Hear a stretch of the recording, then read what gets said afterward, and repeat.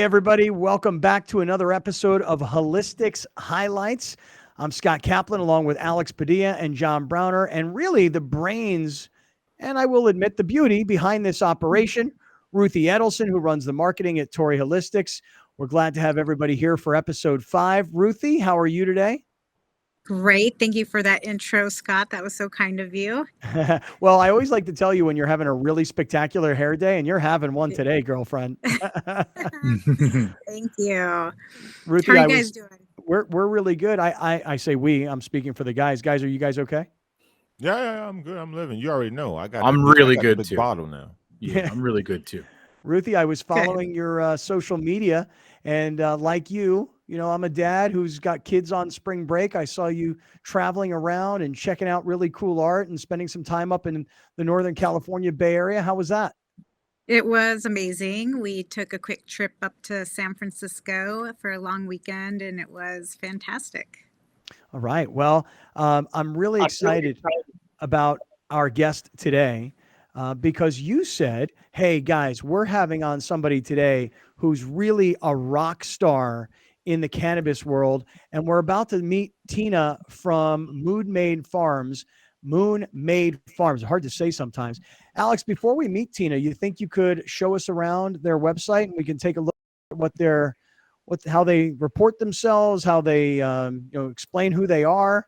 And I was looking at their website today. Ruthie, what made you decide that we should bring Tina on this week? Tina will be here on April 18th. She is quite amazing. I think you guys will fall in love with her as much as we have over here at Torrey Holistics. And there she is. So she is amazing. I'm really excited for her to tell the story. I think that you're really going to feel the passion and love she has for the plant and the earth and how important it is to really take care of the earth and the farmers. So I'm really excited for you guys to hear her tell the story. All right. Well, this is really good news because, like you said, you said that Tina's going to be here at Torrey Holistics in San Diego on April 18th. Is that right? Yeah. Okay, great. From 3 to 6. From 3 p.m. to 6 p.m.? Yep. Okay, great. And I know you guys are celebrating Earth Day, and it's not just a day, it's like an entire monthly movement at Torrey Holistics. So if we're going to celebrate Earth Day all month long, and Tina is, as you have described her to me, a maven for Mother Earth, this is a very timely conversation we're about to have. It is. All right. Well, here she is. Tina Gordon is standing by. She's here on episode 5 of the Holistics Highlights podcast. And Tina, it is great to meet you. It's great to see you. And we can't wait to hear about Moon Made Farms. How are you? Wonderful. Great to see you all. Coming to you live from the heart of the Emerald Triangle. First and foremost, before we say another word on this podcast, I got to be 100% honest. I love that hat. I'm a hat man myself. Okay. If you show up on this show with a hat like that, kudos for me, 100%. I already love you. You ain't got to say nothing else for me. You won me over. I told you. I haven't even shown you my cannabis yet. Don't need it. That's about a hat. You got the best. So just wait till you see the cannabis, dude, because I was perusing some pictures around. It is like pieces of art, each individual one. It honestly, I haven't been, and I don't talk about cannabis this way. I was almost entranced by the pictures of the cannabis that you guys have on your website. It looks beautiful. Thank you so much. Well, one of the exciting things is that we are we're here in the heart of the Emerald Triangle, southeast corner of Humboldt County, and so this is a very historical place. It's a place where there's a lot of heritage cultivators, a lot of how we know cannabis today, how we all have access to cannabis today is from all of these heritage cultivators. And so the incredible woman who was here before me, Joni Hannon, this is the first older female drummer I met in my life. And, I spent 20 years of my life in rock and roll, van touring, playing clubs and bars, and mostly playing drums, some guitar. And when I met her, it was like she just changed my entire life. Never expected to live in the country, much less be a pot grower. And here I am. Well, can you just kind of take us through that? Because I also, Alex was mentioning that he was looking at the website and he was looking at the plants and how artistic they look. But I was reading about you and how you were a touring musician, and it wasn't like touring stadiums and touring arenas. It certainly, the way it was written on the website, it didn't sound quite as glamorous as being like a Grammy winning superstar recording artist. Can you take us through your background? Totally. There wasn't really much that was glamorous about it, but what it was heart and soul. And it was very DIY, do it yourself, really independent. And it was all about connectivity. It was all about love, really. And the biofeedback that we got in these smaller spaces playing shows. So like personally for me, I love going to a show that's like 400 people or less. And that was kind of the crowd we were playing to. And it's like, I used to say, if I walked into a room and I couldn't smell people, that wasn't somewhere I wanted to be. That is really cool to hear. In fact, it just totally off topic here for a second, but I was just listening to an interview that the Red Hot Chili Peppers were doing on Howard Stern's radio show. And they were talking about the early days of their band and how they were touring with Nirvana in all these kinds of small venues. And the word you just used, connectivity, they were like, it wasn't about selling albums. It wasn't about making millions of dollars. It wasn't about private jets. It was really about connecting with a small audience back then. And here's the Red Hot Chili Peppers talking about their early days and Nirvana's early days exactly the same way you just described your own career. Yeah, it was really exciting. I mean, I was devoting my life to it. It was like I was devoting my life to really the creative process. And that's how I made this transition when I came up to Humboldt County and I fell in love with this plant. The first time I saw this plant, I mean, and you guys, to back up a little bit, I was raised very urban, San Francisco. Like I didn't have house plants, Mm-hmm. And when I was playing rock and roll, I didn't care about nature at all. I mean, my bandmates would be like, let's go on a hike when we were on tour. And I was like, why? Let's go to the record store, And so when I first saw this plant grow from seed to full expression, from a tiny seed to like a 14-foot queen with a stalk as thick as my neck, like this thick by the end of the season, I just was enchanted. I fell in love with this plant. And I started falling in love with the great outdoors and started noticing the difference that I felt being outside every day and being in the elements, being in the fresh air, drinking really clean water that was untreated, breathing really fresh air, having quiet and having privacy for the first time in my life, understanding what it means to be under artificial lights and like light pollution, right? And so it completely turned me around and my whole perspective about existence and brought me into the awareness that we are living on a living planet. And with that came a really very quickly a sense of responsibility. Did the connectivity and the energy and the passion for music help you translate to what you later became? Because obviously it was rooted in you somewhere in your upbringing to have this love for music.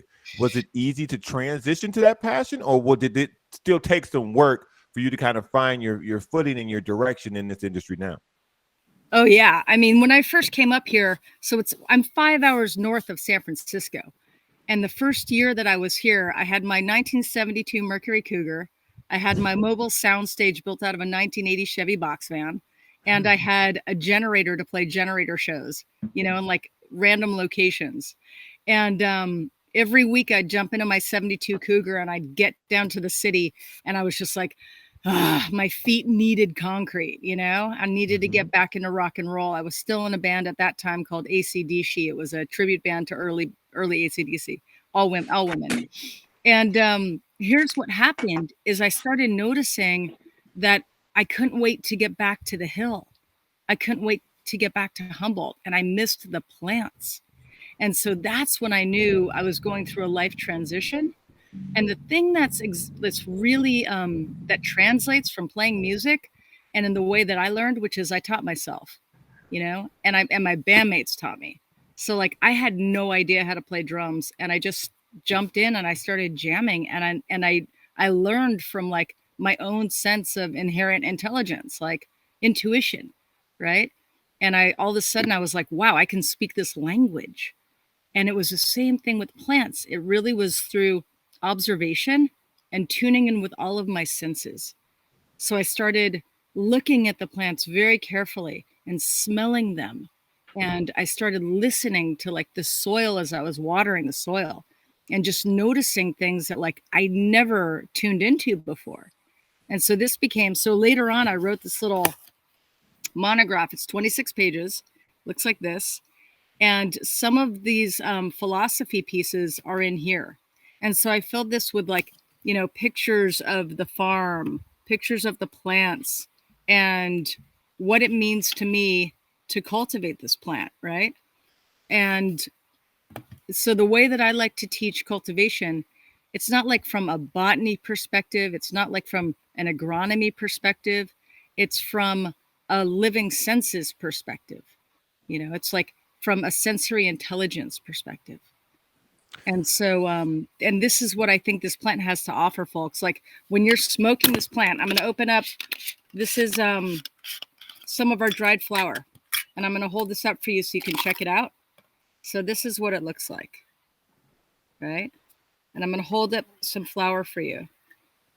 And when you like start tuning in to what is good for you, you smell that flower and the flower tells you whether or not like you want to ingest that, right? You smell it and you're like, for some reason, this resonates for me. And you ingest that flower and it brings you closer to your sense and your self-awareness of what your body wants and needs. Ruthie, you kind of told us before we brought Tina on that we were all going to love her and that she's a rock star. Tina, you're like hypnotizing me right now. Dude, there's like an infectious way about the way you speak. Yeah. There's something I told about you that guys you're going to fall in love with her. We all have girl crushes over here at Tori. Oh, we've had so many, we've done a few episodes now. People are passionate about what they do and, you know, the business side of things, but it feels completely different than to the way you're speaking about it. You know, you're speaking about it in such a personal manner that we haven't had a chance to talk to anybody. At least I don't get that vibe from anybody else that we've had on yet. But my question to you is, so obviously this means a lot to you. Obviously you connected in a way that has changed your life completely, a 180 to what you were living. But how do you go from this means so much to me, this is what it means to me, to I want to share this with the world. I want everybody, like, what made that click to like you to go for, it's one thing to change yourself, but like, why do you want to give that to other people? that is a great question. So one of the other things that happened as I was going through this learning process and like personal evolution, I had partners during the medical days. And what I really quickly learned was that this is not only a self-education process, but I realized it was a platform for social justice. And so the partners that I brought on for the first 3 years that I was doing this solo, and this was year 15 for me, by the way. Wow. It was all women. And I wanted to extend the opportunity I was extended from Joni Hannon, the woman who was my ended up being my drumming mentor, right? And the person who lived on my farm before me. And so when she and her partner offered me the opportunity to buy their property, and I had to figure out how to do that and grow into that responsibility, I really wanted to pay forward that opportunity. And that's still one of my motivators today. And so what ended up happening was I realized, you know, a lot of the owners for all these farms and a lot of the farmers were men that I was meeting. And I wanted for these young women to have the access to learning the life skills and the work skills to be able to grow into their own independence and whatever it is they wanted to do. And so some of them went on to buy land. A couple of them went on to purchase businesses, start businesses. One of them bought a home. A couple of them recorded albums and went on tour. And so that was incredibly life-changing. I was never concerned about making a dime in my life. It was the lowest thing on my list. It was like what I was about was sharing the creative life and sharing love and how I could help improve someone's life. And when I realized that I could do this for others, that was infectious. I was hooked. And so that's when I became a business person. Have you found the business part of the journey as a woman to be more difficult than you thought it would be? Or did you find that people in the industry were more welcoming than you imagined? Well, I think there's a magic to this plant, and that is that everything. Are you guys pot smokers? Girl, we here. What you mean? I mean, when you ask that question, I'm trying to decide how I want to answer this question, because the obvious way to say it is, hello, yeah. Right. I mean, we can't be hosting a podcast called Holistics Highlights without, enjoying ourselves. But when you ask that question, there's just so much history, at least from my perspective, with cannabis. So, I mean, I guess I'll say for me, easy answer. Yeah. Yeah. Ruthie, how about you? Yeah. Browner? Listen, when I leave the room, smoke, follow me. So what was your point going to be, though, Tina? So here's my point. It's the female essence of this plant that's getting you high. Right? This is sensimilla. It's the female plant. And it's the female plant that's not seeded. It hasn't been pollinated. And so what the magic in this plant is its mating ritual. It's like, and when this plant is grown outside and it's exposed to all of the elements, that's what gives it its essence. So it's not only the full sun, the full spectrum of the sun, it's the subtle night cycle. It's the natural winds that come through. It's the 40-degree temperature difference between day and night. And so this plant is protecting itself in its natural environment. And then where humans come in is it's synergistic. We're just helping her grow, And so the full and natural expression of this plant really can only happen outside. And so can you kind of educate us a little bit on that right now? Because would you say the majority of flower is created indoors or in a controlled environment, and that's what really makes you guys stand out, is that it's completely natural in the outdoors? Can I just 100%. Tina, I want to add to that a little bit too, because it's super interesting that in Northern California, the consumers see sun-grown flower a little different than in Southern California. And so one of the things that we're doing, especially this month, but always, is educating people on, sun-grown flower and the differences. So depending on what you're looking for and what you like, will depend on maybe the brand or the product that you purchase. But if you've never tried a sun-grown brand, something that was grown outside, I highly recommend trying that and seeing what kind of differences you taste and feel with that experience. Absolutely. I mean, presently, what's interesting is 18% of the flower that's represented on shelves throughout California retail right now, 18% is sun-grown. And so, I think that this is really fascinating. And to me, this is it's really kind of a leftover from Prohibition. During Prohibition, and especially during the camp era, during the 80s, the campaign against marijuana planting, that was when the industry standard became an indoor standard, right? And then medical kind of ushered that along because, of course, retail happened in all of the municipalities. And so in order for there to be access, it wasn't really easy for people to get flower from the hills, and not really comfortable from the people from the Emerald Triangle to get that flower, say, especially to Southern California. And so now that supply chain is pretty established. But what I think is important for folks to consider is this is a plant that's naturally for thousands of years grown outside, and it's naturalized to this outside environment. And so a manipulated environment is never going to offer the full essence of what this plant has to offer. And it's almost like when I walk into an indoor grow, I'm like, wow, this is really impressive tech, but I feel like I'm in captivity, and I feel like the plants are in captivity, like on life support, especially like hydro, like on life support drip. And then if you consider all of the inputs and the impacts that has on the earth, well, and this is why I started getting really interested and passionate about regenerative agriculture. And there's this regenerative movement really led by, like produce and big ag, right? But with big ag, there's been a reaction, which is regenerative agriculture, much smaller format farms that are biodiverse. So they're not only growing one crop, they're growing multiple crops at the same time in rotation. And instead of this being a deficit to the earth, it's actually giving back to the earth. And so it's all a matter of this greater philosophy of how to give back, how to contribute, not me and mine, but us and ours. And so Sun-Grown really resonates in that way. And I'm part of a campaign right now called Weed Like Change. And this is driven by the Sun and Earth. It's a certification. It's a regenerative certification. So if you check out sunandearth.org or weedlikechange.org, you'll see not only Moon-Made farms, but so many small farms that cultivate this way. And we're trying to bring this message to the public in California. We feel the responsibility that people need to know that we exist and that we exist for them.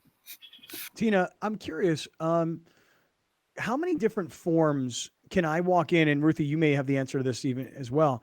Like if I walk into Torrey Holistics and I say I'm looking specifically for Moon-Made farms, am I just buying flower? Am I buying pre-rolls? What other forms, or maybe it's only one form, what forms does it come in is number one. And then number two, my question would be, do you have a suggestion on how you think people can get the most from your product? Like how people should ingest it to get what you want them to get from it? Ruthie, do you want to lead that with what products Torrey's offering? Yes. Yes. So we do have both the flower 8s and pre-rolls from Moon-Made Farms. However, we do carry other sun-grown and Sun and Earth certified brands that Tina works hand in hand with as well. So we actually have a whole area in the store that's all sun-grown. We're the largest provider of sun-grown and Sun and Earth certified products in the San Diego area. Yeah, thank you for that representation. And so we have these, this is what the pre-rolls look like. Mm-hmm. There are 3.5 gram pre-rolls in there. And then we also have a 1/2 ounce for the daily smoker and for whoever, like especially multiple times a day, whoever has smoke following them out of the room. Yeah. that got my name on it. And you'll see here that it has the Sun and Earth. Let's see, the Sun and Earth certification. Other way. There we go. And there we go. Other one. No. Well, you see it on there. Sun and Earth certification. And there's also a Dem Pure certification. So we're double certified. So when you get a bag of flour like that, do you say to people, hey, the best way to enjoy what we've grown for you is to roll it yourself? Do you think people should put it in a pipe? Should they put it in a bong? I'm just curious, like as the person who is growing all of this, if you think there's a particular way to enjoy it. That's a great question. I think that one of the things that's amazing about this plant, the synergistic relationship we have, is that everyone finds their own way. It's a plant that encourages us to be more intimate with ourselves and others, but to find your own path. For instance, sometimes I really like to vape flower, and other times I like to smoke a joint. Sometimes I like to smoke a bowl. It so depends. Sometimes I like edibles. And it really depends on the day and then the combination and how that flower integrates into our personal, like into our systems, right? Into our physiology. That's going to depend upon how much have we slept the night before? What do we eat for breakfast? What kind of stress are we carrying that day? And how many people are we going to engage with? Or are we going to be totally alone? And so and some of that's intention and setting. And so one of the things that's so important, if we kind of back off the idea that this is a commodity, for many thousands of years, it's been a sacred plant used in ritual and ceremony, and one to bring people once again closer to themselves and also others, and in family, in community, and in sacred spaces. And so I think that for each person to really explore what their relationship to this plant is, it takes some time. And that's why I sometimes encourage the 1/2 ounce, because, It's not one and done. It's a Practice makes relationship perfect. piece. Yeah. Browner, you got to ask Tina your weekly question because I have a feeling her first time might have been kind of life changing, dude. So, Tina, oftentimes when we have people on this show, they speak about the business angle of it, they speak about their love of it, but I always ask the original question of, do you remember the first time you smoked? Oh, yeah, of course. Yeah, I remember exactly when and where it was. I was 15 years old, and I was at a Muni Park in San Francisco in the Upper Haight. And I was with Vanessa Jockweisz, who was like my fast friend, you know. She did everything before me. And and we smoked some flower out of a can, out of a can that we crafted into a pipe. I've Classic, been there and done right? that. Yep, Yeah. totally. And we smoked some flower and we walked back to her house. It was on Clayton Street in San Francisco. I remember it that clearly. And I remember this sensation of like my feet feeling different on the sidewalk. And the sensation of like looking around and everything felt different.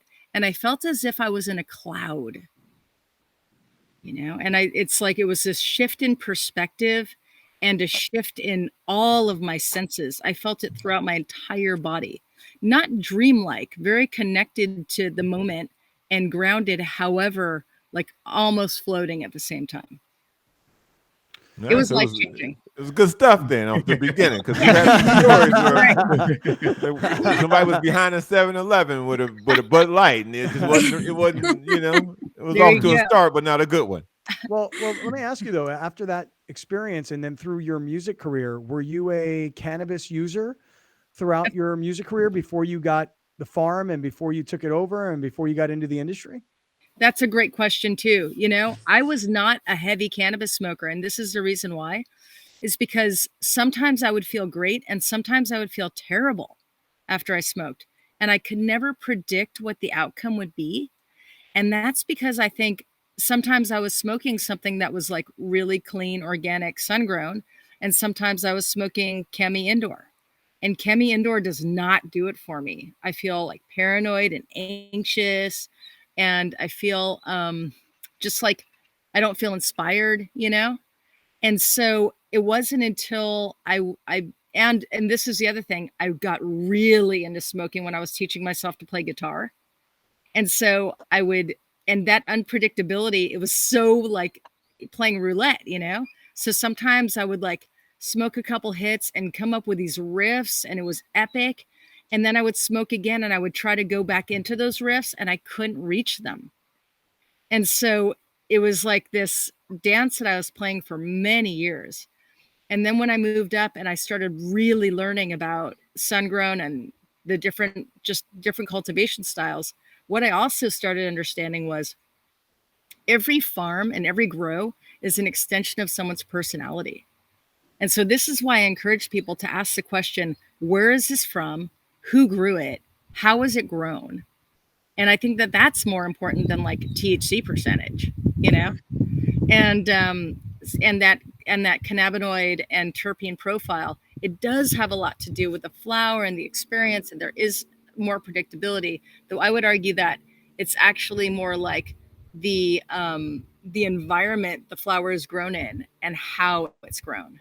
You know, Tina, does Moonmade Farm specialize in a type of genetics, or how does that, or a type of flower, like a high CBD, or do you guys specialize in anything like that? we're going with a whole spectrum, a whole range, because right now, especially, I really want to reach people. And so there have been times in the past where there were about 2 or 3 years where I was really focusing on type 2s, which is mixed ratio. And the reason for that is that a lot of people in our area were growing really high THC genetics and very focused on, this was like during a time when it was all about OG and all about sour diesel, headband, train wreck. I don't know if you guys remember these times. Yeah, of course. The names are always crazy. And I got really into growing things like Sapphire Sue and Serpentine and Harley Sue and like all of these genetics, Ringo's Gift, all these genetics that also had CBD bred into them.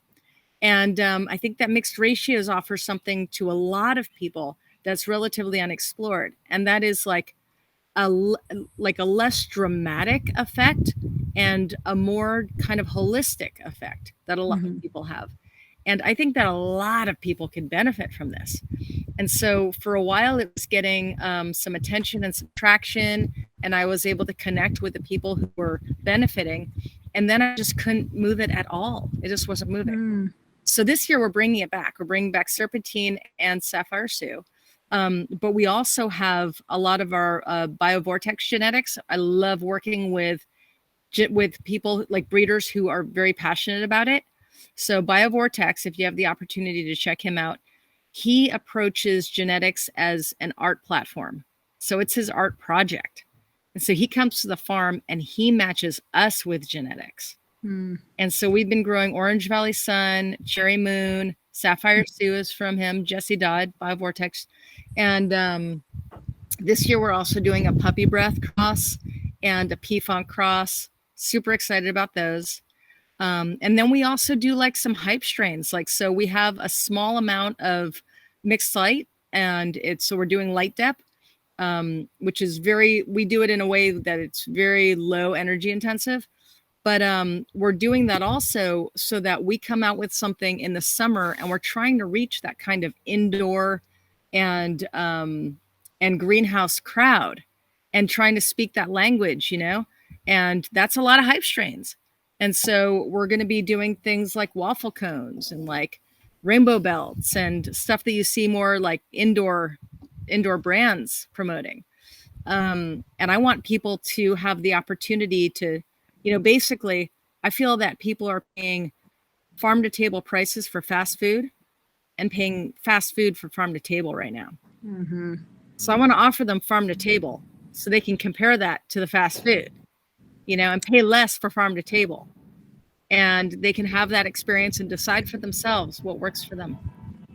So do you have a favorite? Do I have a favorite? Presently, my love, Cherry Moon. That's my love. I'm gonna get some. I'm gonna get some immediately. Seriously, I am, only because everything you've talked about today, I'm like, okay. As Ruthie predicted, we were all going to love you, which I think everybody here is mesmerized by the things you've been talking about. That, and you're kind of outside, and you've got this really cool background going on. And Don't as forget the hat. Browner mentioned day. the hat from the beginning. Yeah, it's a gorgeous day. So I'm going to get some immediately. But what I'd love to just ask you guys is, Ruthie, so you mentioned Tina will be here in San Diego, April 18th, 2022. I'm mentioning it that way because honestly, it could be 3 or 4 years from now, and somebody might be watching or listening to this podcast and hearing about Moon Made Farms. And for those of you that are listening and watching now, today is April 6th. So in 12 days, Tina will be here in San Diego at Torrey Holistics. And Ruthie, maybe you could tell us what the game plan is on a day like that. Because now I know for me, I'm putting it in my calendar, but I got to come down. I got to say hello. I want to talk about this a little bit. Maybe we can sneak away and smoke some. I mean, I want to hear about what the deal is on April 18th. Yeah. So Tina's going to be at Torrey Holistics April 18th from 3 to 6. She will be working behind the counter with our consultants and talking to customers and just educating everyone on Moon Made Farms, sun grown, sun and earth education. So I highly recommend for anyone listening to this before that date to come down and meet Tina. Hopefully Tina will come back at a future date and visit us and come meet, our customers and our community again after that. But we're really excited to have Tina here. She'll also be here for a few hours on Tuesday. So we will have her here Monday and Tuesday, and that's going to be during our 420 celebration. We're celebrating 414 through 421.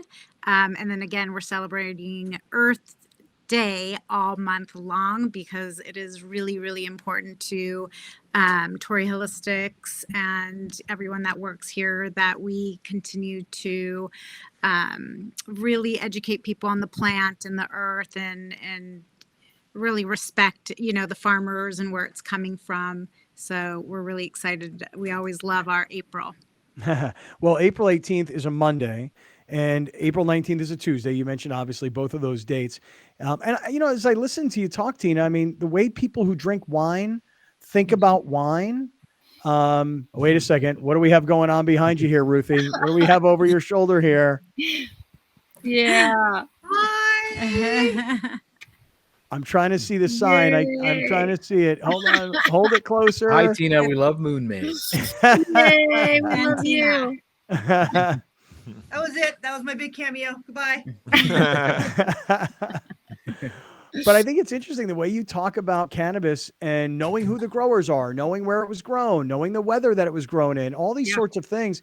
I mean, that's the way people think about their wine, Absolutely. I mean, the appellation of origin program is going to come online eventually in California. It is terroir based, which many of us really fought hard for.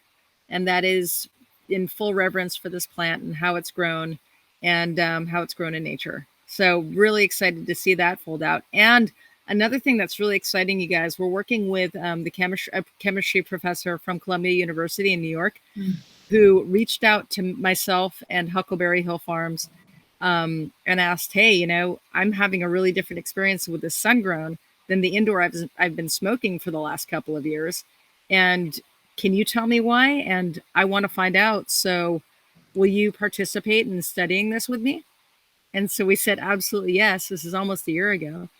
And what he's found is there's a whole, there's sesquiterpenes in sun-grown that do not exist at all in indoor.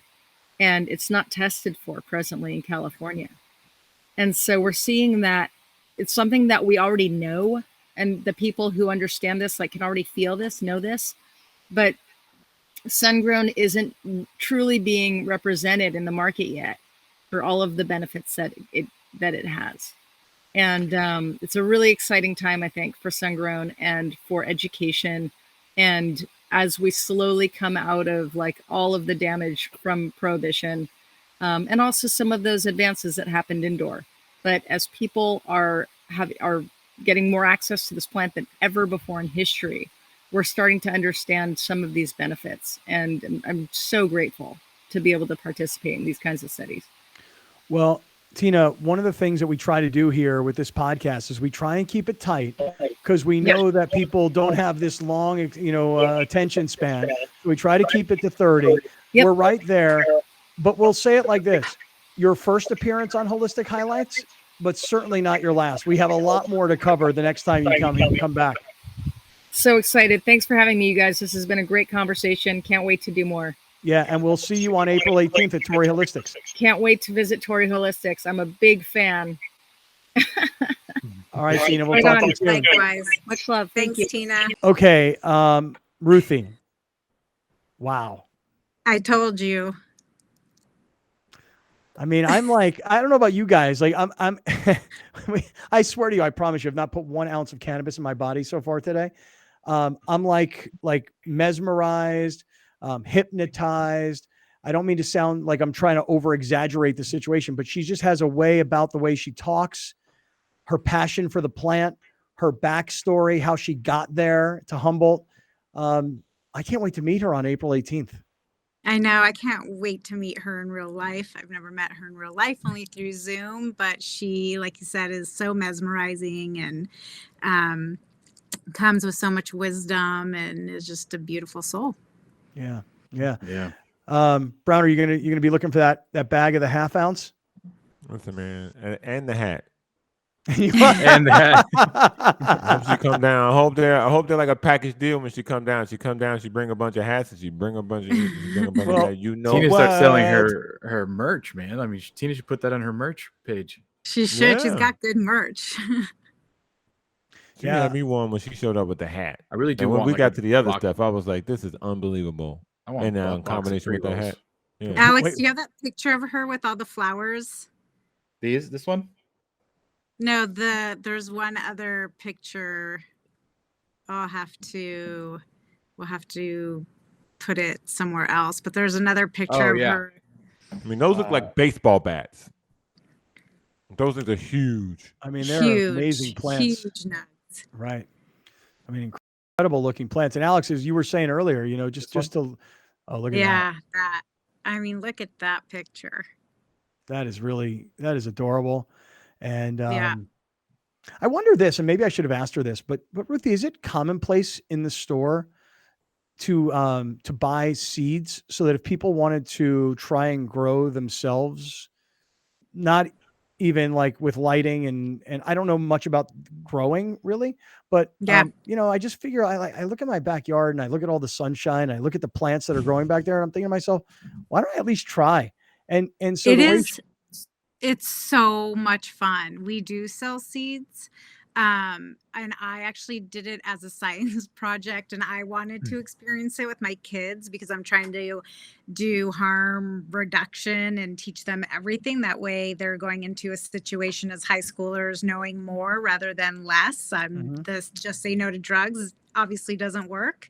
So we grew cannabis in our backyard, and I got to tell you, it was one of the coolest things we did, watching it grow and change. And then once it was complete, taking it, cutting it down and letting it dry and figuring all that out. And it was really amazing.